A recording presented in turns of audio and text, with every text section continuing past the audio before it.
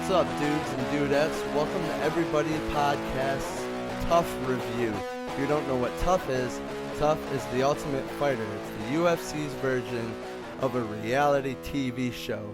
I'm joined with my buddy Cody over here, and we're going to give you a rundown of the first episode of the new season. We get a new season in 2021.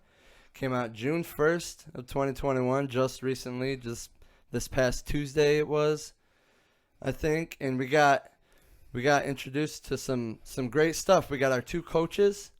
We got featherweight champion Alexander Volkanovski, one coach, and the other coach is number 2 ranked featherweight Brian Ortega. These are the two teams. What they did in the first episode, they picked their teams, and what they do, they flipped a coin. They flipped a coin, and Volkanovski won the flip, and he chose to choose fighters first. Yeah, so you got to either pick a fighter first or pick the first fight, which was that's pretty interesting. I like that. What do you think? What do you think has more power? Who do you think would have more power? Looking at their lineup, man. No, I mean which decision, not which person has more power. Which decision do you think holds more weight? Picking the first fighter or picking the first fight? Okay. The first fight, man. I would think so too. I was surprised that Volkanovski gave it up. Ortega's his game plan going into it, what he said to that guy. I think his name was Andre. I'm not 100% sure. Oh, the one who won? Yeah. Ortega's guy. I guess I wrote it already, but Ortega's guy wins. It's Andre something-oski, something Russian. But anyways,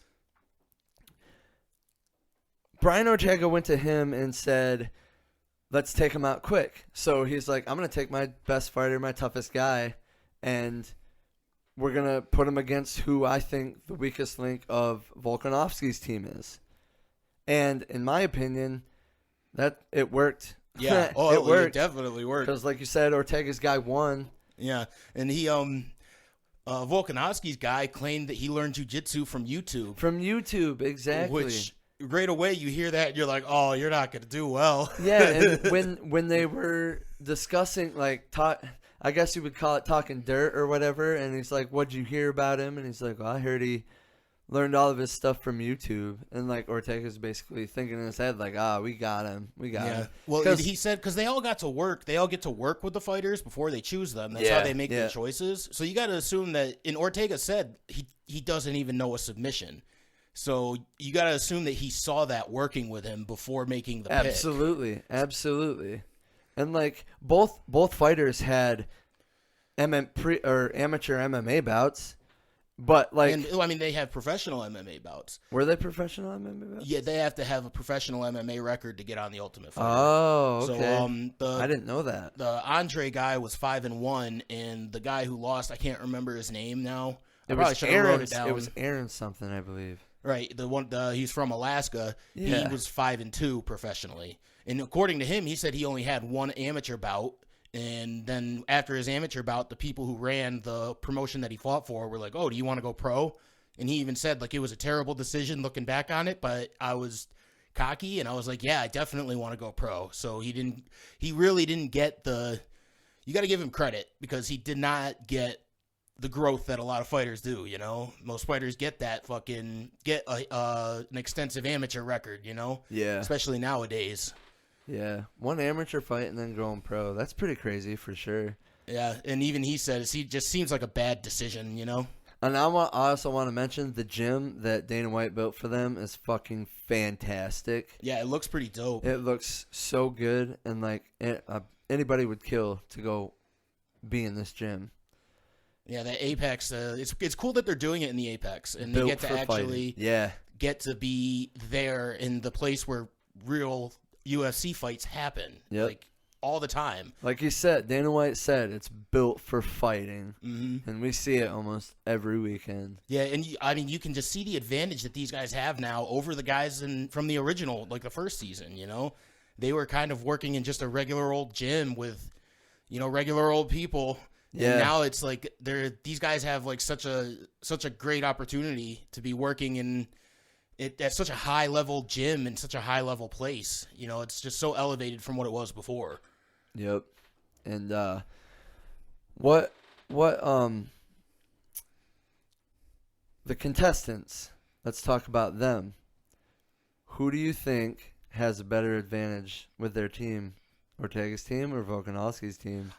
Honestly, just because we really didn't get a good introduction to the contestants. No, I don't think it was good at all. Like, I feel like they focused so much on the guys who were fighting and, like, nothing on anybody else. Like, we got nothing on anybody else.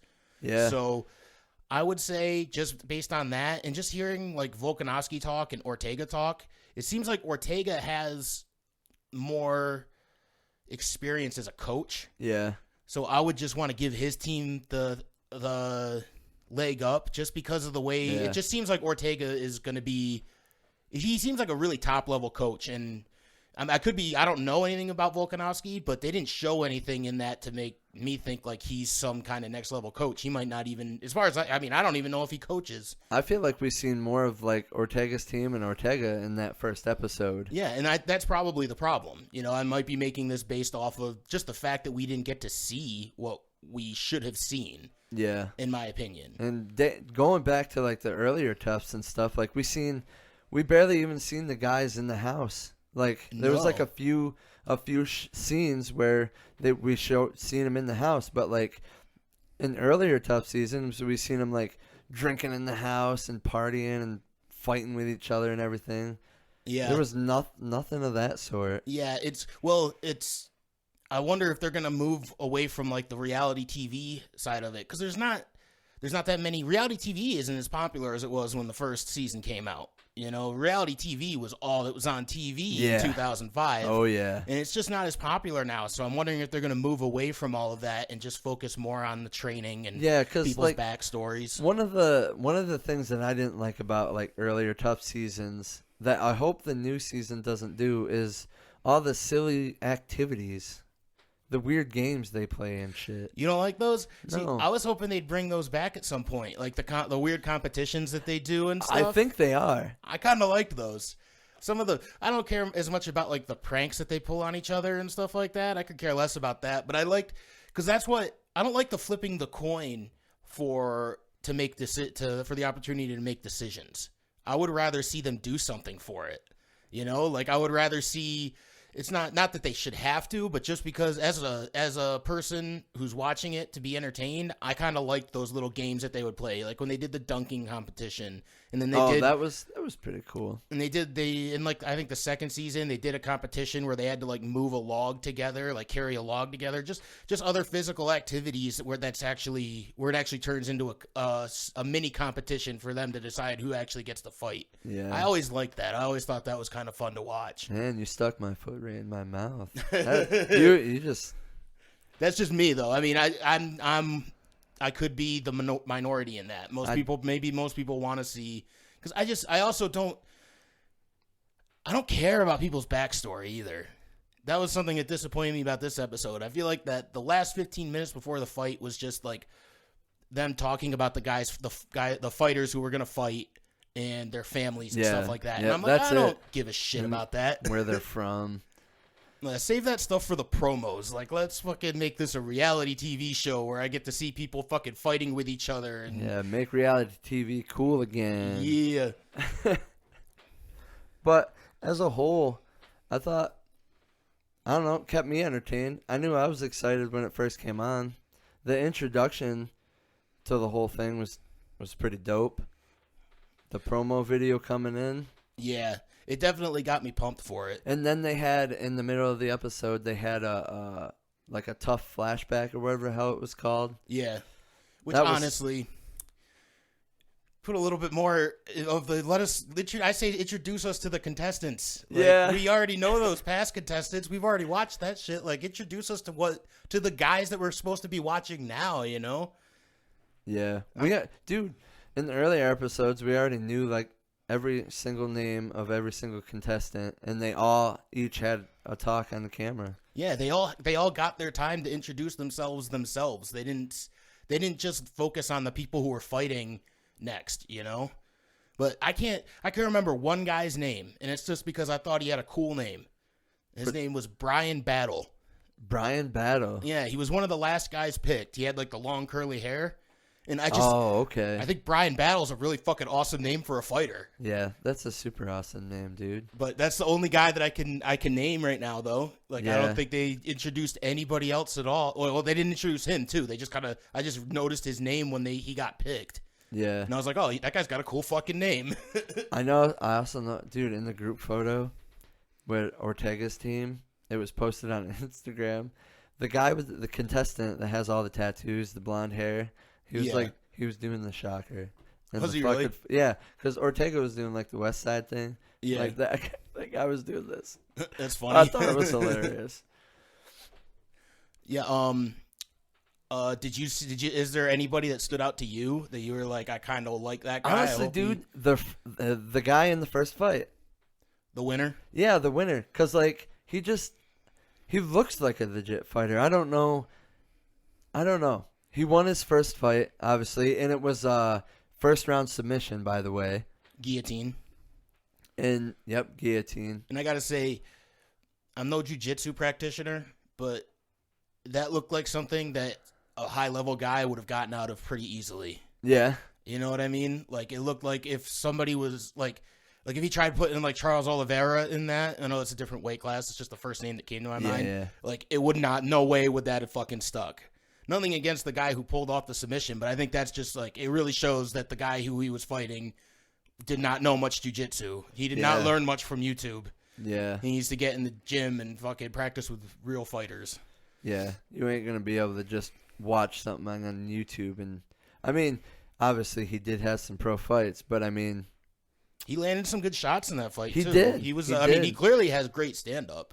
And they did show him doing an armbar in one of his highlights. Yeah, I did notice that. So it's not like he learned absolutely nothing from YouTube. You know, obviously it taught him something, but I don't know.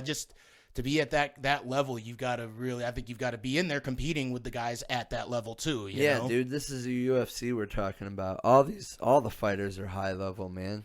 But if the best of the best, it's not even really a knock at the guy because he's made it so far without that kind of experience that everybody else has. So now people have it, now he's got people to get their eyes on him. And if he stays, I don't know do you know if this season the losers are going to stay in the house? I have no idea. That was actually a question that I was going to ask because I was like, okay, I don't know why, dude. I don't know if it was like this before or not because I haven't actually rewatched TUF in quite some time now, but yeah. Hopefully we get to rewatch that for you guys too. But when somebody loses a fight, do they stay in the house or do they go home? It's been different for every season. Not necessarily every season, but I know for the first few seasons, I think what they did was they sent them to another house. They sent them to a loser's house. So that way, if somebody got injured and couldn't fight, they could just go straight to them and bring one of the guys that lost their fight back in, give them another opportunity. Redemption. Yeah. So I think at the first couple of seasons, that's what they did. But it might have even been season 3 or later, like 6, 7, 8, something like that. They started letting the losers stay in the house and keep getting trained. So that way they could still get that high level training that they came there for. Because really, Dana White's a smart fucking guy. He knows just because they lose their fucking fight in the UFC or in the Ultimate Fighter, that doesn't mean that they're not destined to become excellent fighters and top tier guys. So I think he knew that and was like, well, we got to stop kicking these guys out of the gym and we got to let them get the training that they came here for because they might end up becoming UFC fighters one day. They might really be good enough even though they lost this one fight. Yeah. It's only one fight, man. Mm-hmm. And it's an exhibition fight, so it doesn't go on their fucking record. That's good. Yeah. That's nice for them. Yeah. But, I mean, being able to stay and still train, that's got to be dope as fuck. Mm-hmm. I'd be down with that. I would think it might be almost better because you don't have the pressure on you anymore. You just have right. Like the pressure's all gone and the opportunity is just there. Yeah. It's like it's not really a losing situation if you think about it. except for losing the fight. Yeah. Not being able to get that contract. But, hey, maybe further down the road, you're getting this top-level training. Or you might get another contract. You're not going to get the 6-figure contract, but you might get a 5-figure contract. You might get a $40,000 contract, Because every season they bring back fighters that lost and have them fight like on the prelims of the finale and shit. Yeah. They always come back and have another fight. Not all of them, but the ones that stood out but still just happened to lose, they always come back and fight. That's always nice. The second chance, man. Some of them end up becoming like top level fighters and shit, Yeah, dude, we've had a lot of them. Like I think Chris Lieben, I want to say he lost, because I did just rewatch the first season, and I think he lost 2 fights while he was in the house. Still became a UFC fighter. Yeah. Still fought a handful of times in the UFC. He was knocking motherfuckers out in the UFC. Yep. Now he's in bare knuckle. Yeah, and he's a ref too. Really? Yeah. Oh shit. That's pretty fucking cool. Good for him. Refs probably make decent money. Yeah, and they don't have to get hit for a living. Yeah, dude. They don't gotta take any damage. Unless a fighter tries to fight them.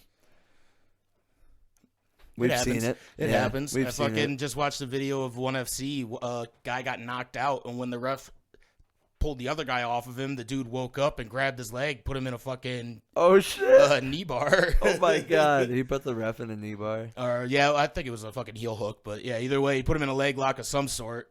That's fucking funny. But shit happens. How did you feel about the episode overall?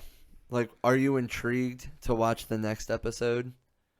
I think I am, solely just because I'm just such a big fan of the sport in general. If this was like 2005 me, if this was the first season after that first episode, I might not be as interested, honestly. But because it just didn't have that reality show drama that I'm looking for. Yeah, right. And also, like, even the first couple of seasons, they showed a lot more of the training too, and I feel like they did not even Volkanovski said they did not give the coaches very much time or very much evaluation. They just looked like they just did some shadow boxing and then like a little bit of cardio.